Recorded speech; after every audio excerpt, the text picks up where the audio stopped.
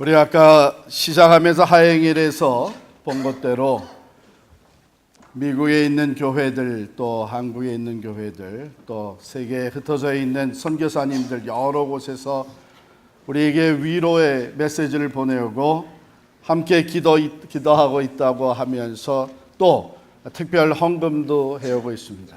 저희 당회는 이런 가운데 보내오는 헌금들을 어떻게 하면 하나님이 가장 기뻐하시는 목적으로 사용하실 것인가 기도하면서 의논하기 시작을 하고요.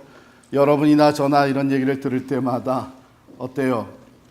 고맙고 감사하고 뿌듯하면서도 어깨가 무겁죠. 왜냐하면 지금 기대치가 점점 높아지고 있습니다. 정말 더 기도해야 되는 때다. 하나님이 원하시는 것을 우리가 바로 깨닫고 나가야 될 때다. 이런 생각을 하게 되고요. 오늘 준비한 말씀이 바로 새 출발하는 사람들 세 번째 시간으로서 말씀에 순종하여라는 제목입니다. 말씀에 순종하여. 여러분께서 컴퓨터를 사용하시다 보면은 새 프로그램이 계속 나와요. 같은 프로그램인데 뉴 버전이 나오죠. 업그레이드 시켜서 나옵니다. 그래서 돈을 안 쓸 수가 없게 만들어요. 그런데 그 업그레이드된 버전이 나올 때 보면 그 전에 사용했던 사람들이 이게 뭐가 좀 부족하다. 이런 건 좀 더 업그레이드 했으면 좋겠다. 이런 것들이 발견되면서 그 버전이 이렇게 새로운 버전이 나오기 시작합니다. 그런데 하나님께서는 우리들을 또 이렇게 업그레이드 시켜 주십니다. 하나님이 가지고 계시는 우리 각자를 향한 또 우리 가정과 교회들을 향한 하나님의 계획이 있죠. 하나님께서 신실하고 완전하신 그 계획대로 우리들을 조금씩 업그레이드 시켜 주셔서 하나님의 계획이 우리의 삶 속에 우리 교회에 온전히 이루어지게 인도하시는 줄을 믿습니다. 베드로가 바로 어떻게 업그레이드 돼 갔는지를 오늘 말씀을 통해서 우리가 보게 되는데요. 예수님께서 베드로를 처음 만났을 때에 베드로에게 이름을 바꿔주십니다. 내 이름이 이제부터는 게바라 하리라. 즉 베드로라고 하는 그전은 요한의 아들 시몬이었죠. 그러면서 예수님과의 인카운터, 또 예수님을 따라 사는 삶을 통해 베드로가 계속 업그레이드 됩니다. 결국 나중에는 베드로를 통해서 수많은 사람들이 예수를 믿게 되는데 성령 충만함 속에 베드로가 설교할 때 하루에 3,000명이 넘는 사람들이 예수를 영접하게 돼요. 계속 업그레이드 되더니 나중에 베드로는 그의 죽음을 당할 때에 예수 그리스도와 같이 십자가에서 순교하기까지 이르게 됩니다. 그런데 놀라운 것은 베드로가 그렇게 순교당할 때에 내가 어떻게 예수님과 같이 똑바로 십자가에 달려 죽겠느냐. 나는 거꾸로 달려 죽게 해달라. 이렇게 했어요. 이게 하루아침에 일어나는 일은 아니고요. 바로 하나님께서 완전하신 계획을 가지시고 베드로를 이렇게 업그레이드 시켜 나가신 거예요. 그러면서 하나님의 베드로를 향한 계획이 온전히 성취된 것입니다. 여러분과 저의 삶도 마찬가지입니다. 하나님의 완전하신 계획 속에 있어요. 그리고 업그레이드 시켜 나갑니다. 오늘 본문 말씀을 통해서 하나님이 베드로를 이렇게 성숙시켜 나가고 업그레이드 시켜 나가는 한 부분을 보면서 나는 어떻게 이 하나님의 인도하심을 따라서 더욱더 성숙한 신앙인으로 하나님의 계획이 내 삶에 온전히 성취되어지는 삶을 살아갈 수 있는가? 우리가 함께 깨닫고 말씀대로 따라갈 수 있기를 바랍니다. 먼저는 예수님께서 베드로를 찾아오세요. 목적을 가지고 찾아오시는 것이죠. 그런데 어느 자리에 찾아왔나 하면 베드로가 실패한 자리에 찾아오십니다. 여러분 그런 거 한번 경험해 봤어요? 내가 가장 자신 있는 일에 실패해 본 적 있으세요? 가령 나는 요리라면은 누구에게도 나는 뒤지지 않는다 했는데 손님을 초청해 놓고 요리를 했는데 실패했단 말이에요. 그때 심정이 어땠어요? 목회자가 내가 다른 건 몰라도 나는 설교에는 특별한 은사를 받았고 설교에는 자신이 있다 했는데 완전히 죽 썼단 말이에요. 그날. 그때 심정이 어떻겠어요? 여러분이 나름대로 가지고 있는 프로페션, 이것만은 난 자신 있다 한 그 부분에 실패했을 때는요, 내 삶의 근거가 흔들리게 돼요. 내가 가장 자신 있었던 것에서 실패했기 때문에. 지금 베드로가 그런 상황에 놓여 있습니다. 그는 어려서부터 고기 잡는 사람으로, 어부로 잔뼈가 굳었습니다. 그런 사람이 고기 잡는 거라면 누구에게도 뒤지지 않는, 누구보다도 많은 노하우와 지식을 가지고 특별히 그 갈릴리 호수에서의 고기 잡는 것은 평생을 해왔던 거예요. 자신만만한 거예요. 그런데 실패했어요. 밤이 새도록 밤새껏 수고했지만 한 마리도 잡지 못했어요. 그런 위기 상황, 내 인생의 근거가 흔들리게 되는 그런 상황에 예수님이 찾아오셔서 예수님이 베드로를 업그레이드 시키기 시작을 합니다. 왜 그런 상황에 찾아오실까요?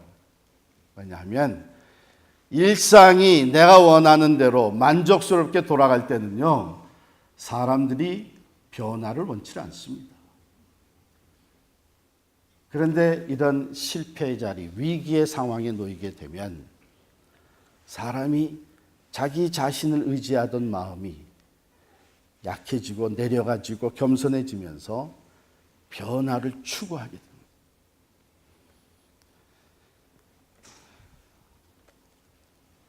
평상시에 자신 있던 것, 익숙했던 것, 이것에 예상치 않은 일이 벌어지면서 예수님은 베드로를 찾아오셔서 업그레이드 시키기 시작합니다. 보세요. 여러분과 저는 전통적인 신앙생활, 교회 생활에 익숙되어 있어. 아마 많은 사람이 그랬어요. 저는 어렸을 때부터 뭐라 그래요, 그죠? 모태신앙.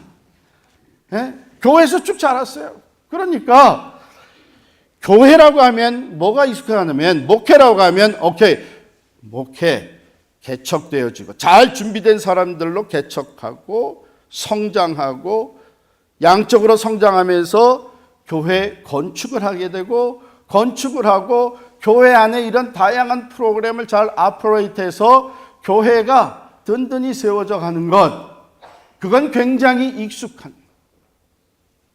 그런데 전혀 예기치 않았던 일이 여러분과 저에게 생긴 거예요. 이제는 건물이 없이 흩어져서 예배 초소를 여기저기 찾아서 목회를 하고 우리가 하던 프로그램들을 운영하고 하나님을 섬기는 이런 일이 벌어졌습니다. 여러분, 저는 생각할 때에 우리가 2018년을 시작하면서 예수, 오직 예수로 시작하게 된 것은 참으로 잘한 일이라고 생각이 듭니다. 왜냐하면 이런 일상이 변화되어지고 위기가 봉착해 왔을 때에 예수 그리스도를 우리의 삶의 중심에 모셔드리는 것은 바로 그분이 가지고 계시는 대로 우리가 업그레이드 될 수 있는 성숙한 신앙인으로 자라가며 하나님이 행하시는 새 일을 위해 준비되어질 수 있는 기회가 되기 때문에. 보세요. 베드로가 빈 배를 가지고 있었어요. 고기를 한 마디를 못 잡았습니다. 다 이제는 내려놓고 그물을 씻고 있는데 예수님께서 베드로의 배에 오르셨습니다. 실패한 자의 배에 올라타셨습니다. 부탁을 했죠. 내가 내 배를 좀 사용해야 돼. 왜? 사람들이 너무 많이 모여드니까 말씀을 가르치는데 공간이 필요하게 됐어요. 그래서 미루다 이러다가 내가 물속에 들어가서 가르쳐야 되겠다. 이렇게 보니까 빈 배가 있는 거예요. 2개가 있는데 그 중에 하나가 베드로의 배예요. 그래서 내가 내 배를 좀 사용해도 되겠냐 그랬더니 베드로가 케이스입니다.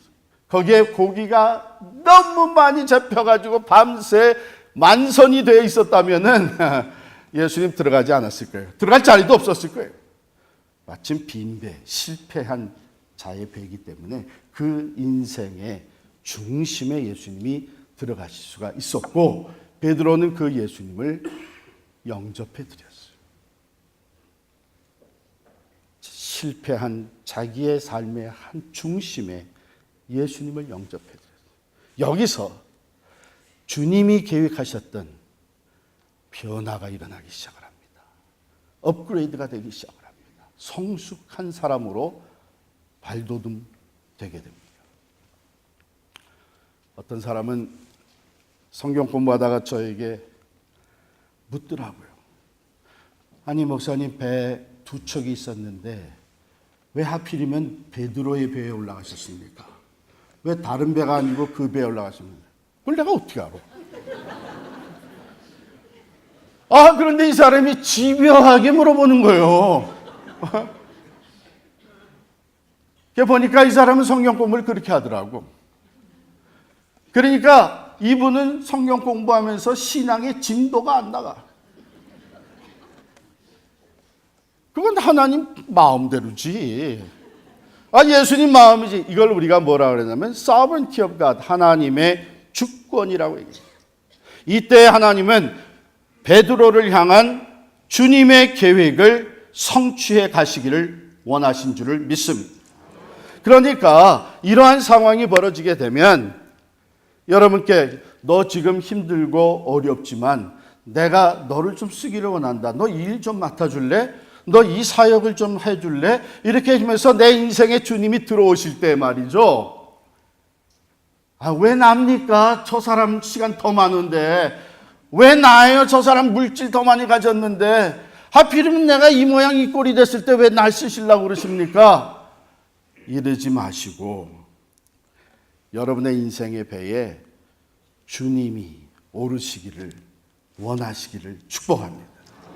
왜냐하면 그게 기회예요. 기회예요. 내가 신앙적으로 영적으로 업그레이드 될 수 있는 기회입니다. 그러니까 감사하시고 중심의 주심을 모셔드렸어요. 그것은 우연히 일어나는 것이 아니고 하나님의 완전하신 주권 속에서 여러분들을 향하신 뜻을 이루기 위해 행하시는 일인 줄을 믿습니다. 자, 그 다음에 보면 예수님께서 말씀 가르치시기를 다 마치십니다. 마치시고 나셔서 베드로에게 말씀을 하세요. 깊은 데로 가서 고기를 잡으라. 자, 이게 이제 비교가 되죠. 지금 처음에 배 위에서 막 가르치실 때는 대중을 향해서 가르쳤어요. 이제 그걸 마치시고 베드로 개인에게 말씀하십니다. 여러분이 성경을 읽다 보면 이게 이스라엘에게 주신 말씀이구나. 모든 사람들이 들어야 될 말씀이구나. 하나님의 말씀 읽고 설교를 들으면서 그런 생각을 갖게 되는데 어느 순간에 한 말씀이 내게 주시는 말씀으로 다가오는 때가 있어요. 마치 예수님께서 모든 사람에게 말씀을 가르치시다가 그 말씀을 마치시고 베드로에게 말씀하신 것처럼 내게 주시는 말씀으로 다가올 때에 여러분 그 말씀을 잘 붙잡고 순종할 수 있기를 바랍니다. 베드로가 깊은 데로 가서 그물을 던지라고 하는 이 말씀에 순종을 했어요. 그런데 이 말씀은 순종하기 어려운 말씀입니다.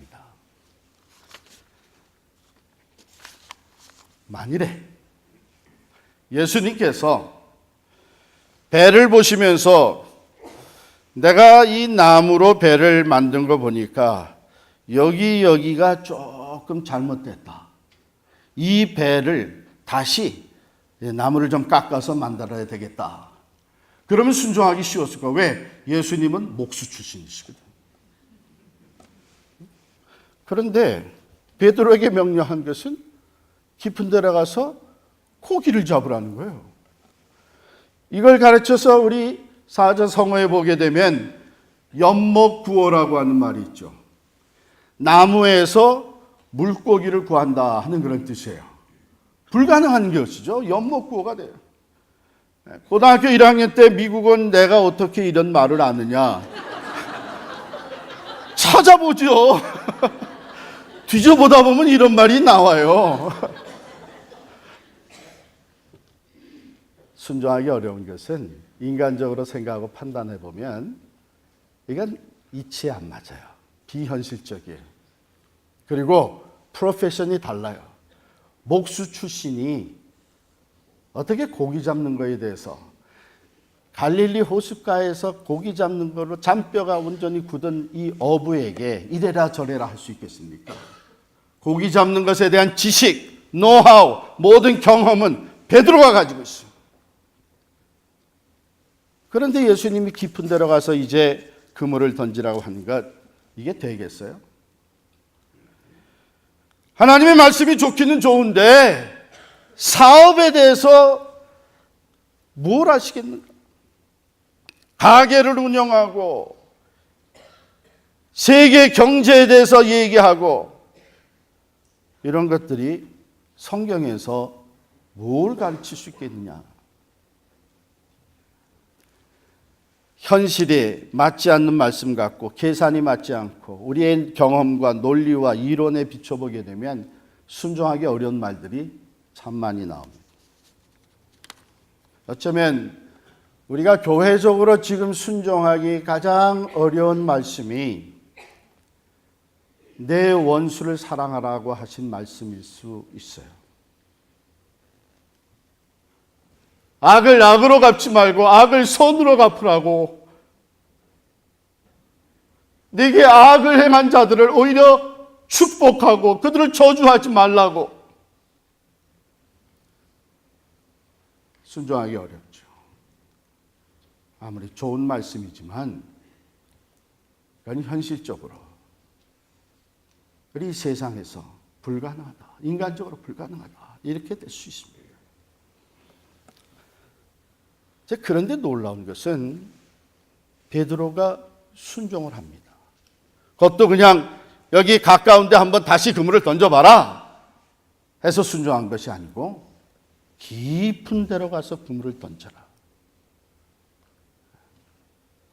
다시 한번 깊은 데로 가서 그물을 던졌다가 한 마리도 잡지 못하게 되면 망신 중에 망신이고 이것을 우리가 가히망신이라 이렇게 얘기를 합니다.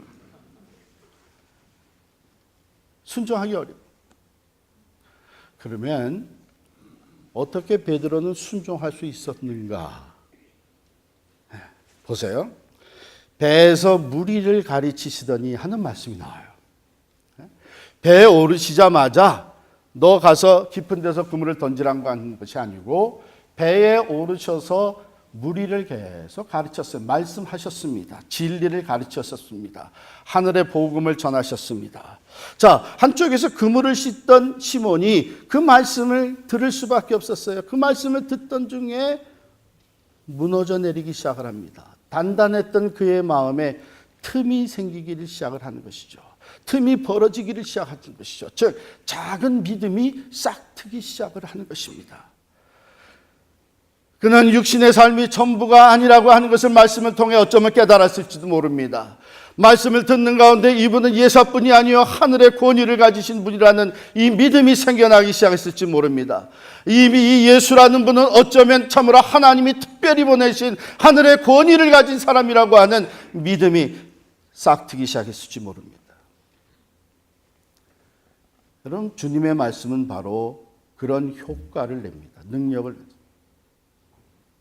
말씀을 듣노라면 말씀을 접하노라면 내 안에 틈이 생기기 시작을 해요.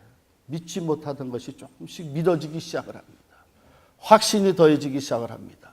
말씀의 권위가 인정되어지기 시작을 합니다.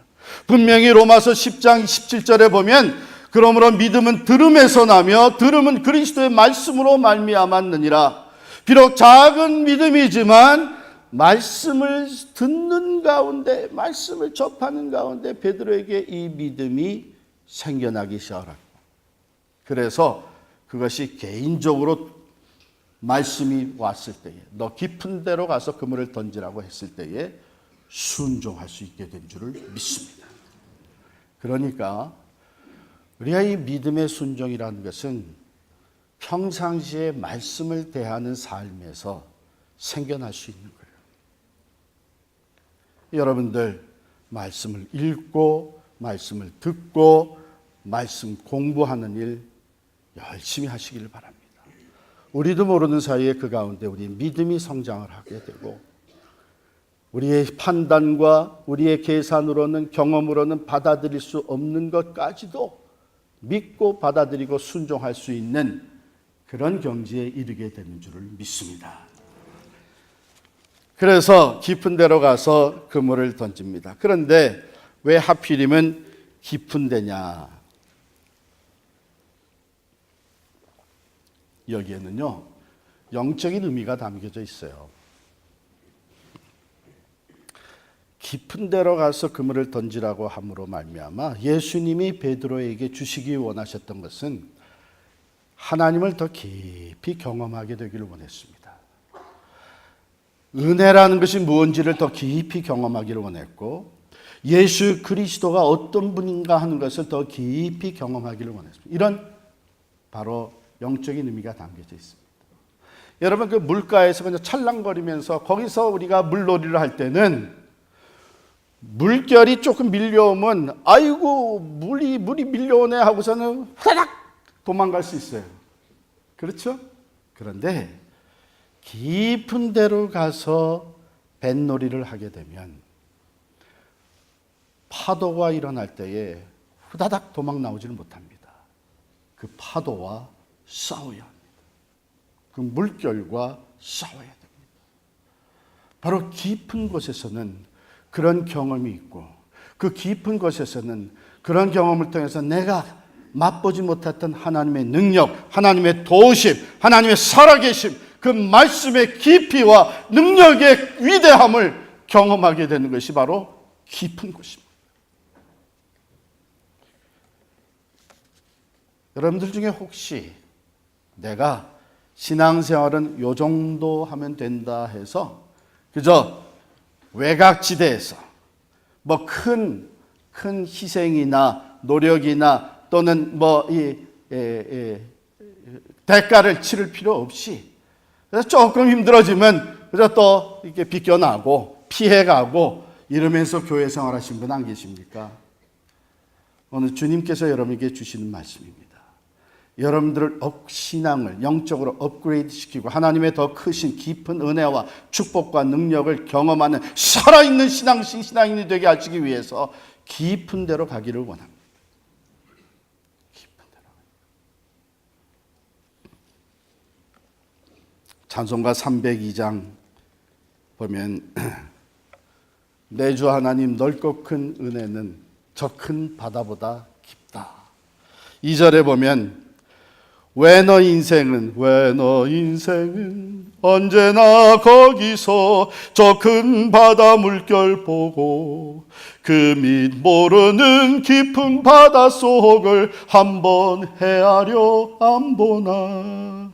3절에 보면 많은 사람이 얕은 물가에서 저 큰 바다 가려다가 찰싹거리는 작은 파도 보고 마음이 졸여서 못 가네.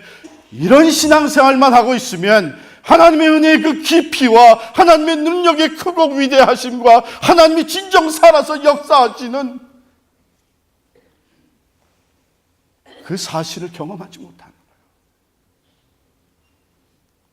그러나 언덕을 떠나서 창파에 배 띄워 내 주 예수 은혜의 바다로 내 맘껏 져가라. 믿음으로 순종하며 깊은 데로 갈 때에 내가 전에 경험하지 못했던 그 깊은 은혜를, 그 깊은 하나님의 사랑과 능력을 경험하게 될 줄로 믿습니다. 순종했던 베드로가 고기를 잡았는데 그물이 찢어질 정도로 가득 잡았습니다. 한 배에 다 채우질 못해서 두 배에 가득 채웠습니다. 자, 그렇다면 이제는 예수님을 따라가 다닐 충분한 이유가 생겼죠. 이분만 따라다니면 먹고 사는 문제는 다 해결되는구나. 아니, 이분만 잘 따라다니면 거부가 될 수 있겠구나. 사실 그런 마음으로 여전히 예수 믿는 사람들도 없지 않아 있는 것 같아요. 그걸 우리가 기복적인 신앙이라고 그러죠. 병 낫고 아이들 잘 되고 사업 잘 되고 돈 잘 벌고 이런 물질적인 축복을 가지고. 그런데 베드로는 그렇게 그걸 다 가지고 들어와서 그 경험을 가지고 예수님 앞에 무릎을 꿇습니다. 뭐라고 얘기해요? 이렇게 고기를 잡게 해주신 거 보니까 제가 영원히 따라다닐 내 스승님이 되십니다. 이렇게 하지 아니하고 주여 나를 떠나소서 나는 죄인이로서. 여러분, 하나님의 임재를 경험했던 베드로입니다. 이건 도무지 인간적으로는 해석이 안 된, 이건 하나님의 살아계심을 내가 체험하게 됩니다. 이분은 보통 사람이 아니요, 하나님이 함께 하시는 분이요, 여기에 하나님이 나와 함께 계시다는 그 God's presence를 경험하게 됐을 때에 인간은 누구나 그 앞에 무릎을 꿇을 수밖에 없습니다. 하나님의 거룩하심으로 인하여, 하나님의 그 임재로 인하여 우리는 우리의 죄인됨을 고백하지 않을 수가 없기 때문에 이번에 우리 교회가 기적과 같은 일들을 경험하고 있습니다. 우리 온 성도들이 그 아까운 건물을 과감하게 내려놓고 믿음으로 결단하고 나올 수 있었던 것, 우리 힘이 아니지 않습니까? 지난주에도 제가 말씀드렸지만 어쩌면 우리는 다 334로 나눠질 것이라고 생각을 하는데 그게 어쩌면 인간적으로 맞는 생각이에요. 그런데 모두가 다 하나가 돼서 나왔습니다. 그 추운 겨울에 전에 없던 서로 협력하고 사랑하고, 우리가 생각하기에 필기림교회 저력이라고 얘기하지만 글쎄요, 그게 우리 안에서 생겨난 것이 아니라고 저는 분명히 믿습니다. 하나님께서 역사하신 거예요. 뿐만 아니라 그 파동이 일어나는데 우리만 이제 다 끝나고 새 출발하는 것이 아니라 전 미주에서, 한국에서 우리 교회를 얘기하면서 서로 위로하고 격려하고 도전받으며 새로운 기대와 비전을 가지고 나아가는 이런 일들이 시작이 되었습니다. 우리가 그걸 계획하고 있습니까? 하나님이 하시는 겁니다. FCC를 통해서, 이스턴 크리스천 스쿨을 통해서 우리에게, 또 이제는 두아이 모로 하이스쿨을 통해서 우리의 필요를 채워주시는 이 하나님의 능력을 경험할 때에 하나님이 하시는 일이요, 우리는 지금 하나님의 역사 가운데 있는 사람들이요, 하나님이 우리 가운데서 일하고 계신다면 우리는 그 하나님 앞에 겸손히 고백할 수밖에 없습니다.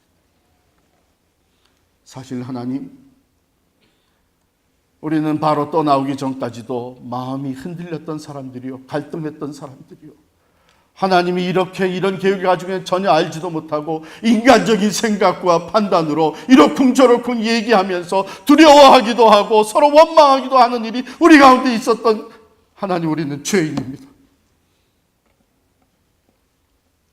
하나님의 이런 놀라운 역사에 쓰임받기에는 너무나도 부족한 죄인입니다.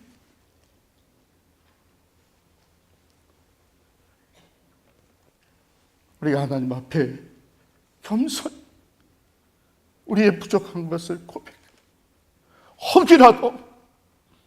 혹이라도 우리는 남이 하지 못한 일을 해냈다고, 우리는 누구보다도 믿음이 있는 사람들이요, 의로운 사람들이요, 용기 있는 사람들이라고 우리 스스로 자부하게 된다면 그것은 하나님 앞에 교만일 수밖에 없습니다.